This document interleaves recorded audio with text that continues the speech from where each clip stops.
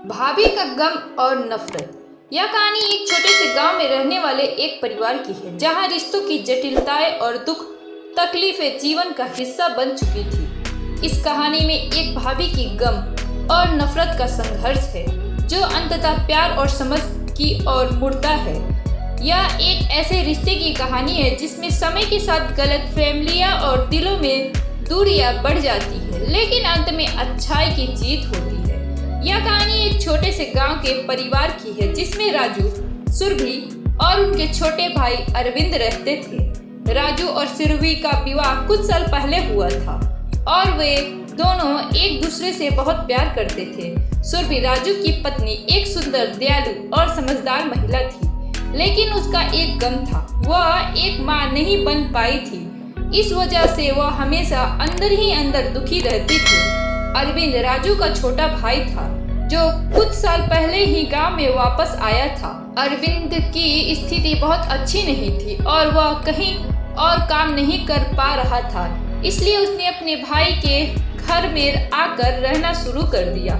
सुरभि का दिल बहुत बड़ा था और उसने अरविंद को घर में अपनाया, लेकिन इसने घर के माहौल को बदल दिया।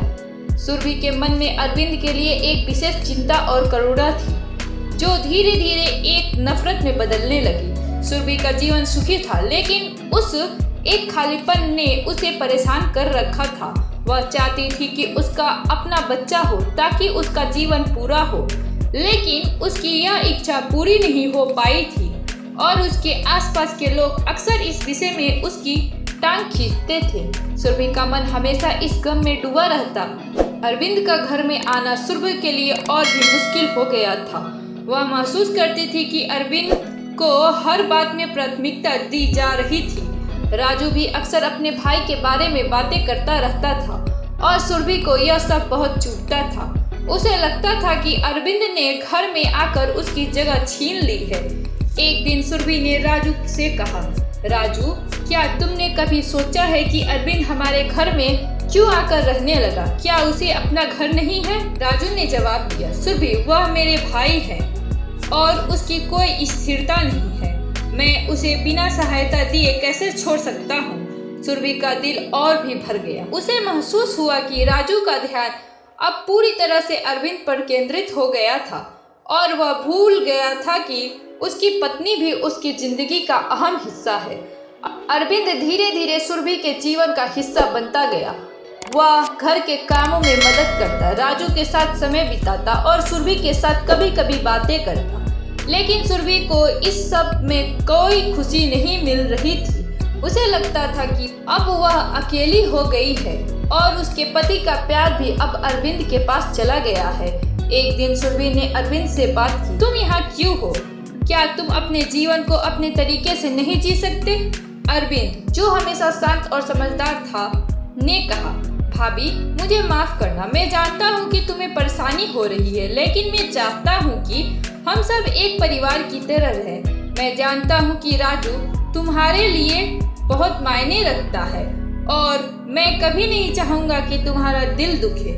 सुरभि ने उसे जवाब दिया, तुम नहीं समझ सकते अरविंद, तुमसे कुछ कहने का कोई फायदा नहीं। सुरभि का दिल अब गम और नफरत से भरा हुआ था। वह अरविंद को अपना दुश्मन मानने लगी थी। समय के साथ सुरभि की नफरत बढ़ने लगी।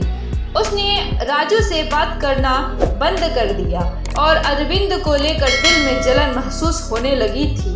एक दिन सुरभि ने राजू से कहा, राजू, तुम हमेशा अपने भाई के बारे में ही सोचते हो। क्या कभी तुमने मेरे बारे में सोचा है? क्या तुम नहीं जानते कि मैं भी तुम्हारी जिंदगी का हिस्सा हूँ? राजू को अब तक यह नहीं समझ आया था कि सुरभि इतनी परेशान क्यों थी। उसने कहा, सुरभि, तुम बहुत बुरी बातें कर रही हो। अरविंद को हमें मदद करने देना चाहिए। सुरभि की नफरत इतनी बढ़ चुकी थी कि उसने अरविंद से नफरत करना शुरू कर दिया। अब वह उसे हर कदम पर ताने देती और राजू के सामने उसके बारे में बुरी बातें करती। एक दिन सुरभि ने महसूस किया कि उसकी नफरत में उसका जीवन पूरी तरह से बदल दिया था। उसका दिल अब गम और नफरत से भरा हुआ था और उसने यह महसूस किया कि वह केवल अपनी दुख को बढ़ा रही थी। उसकी नफरत ने उसे अकेला बना दिया था। वह अपने दिल में यह सवाल करने लगी, क्या मैं सच में अरविंद से नफरत करती हूँ या फिर यह गम है जो मुझे उससे दूर कर रहा है। वह एक दिन घर में अकेली बैठी थी और आंसू बहा रही थी। तब राजू ने आकर कहा, सुरभि क्या तुम मुझसे कुछ कहना चाहोगी?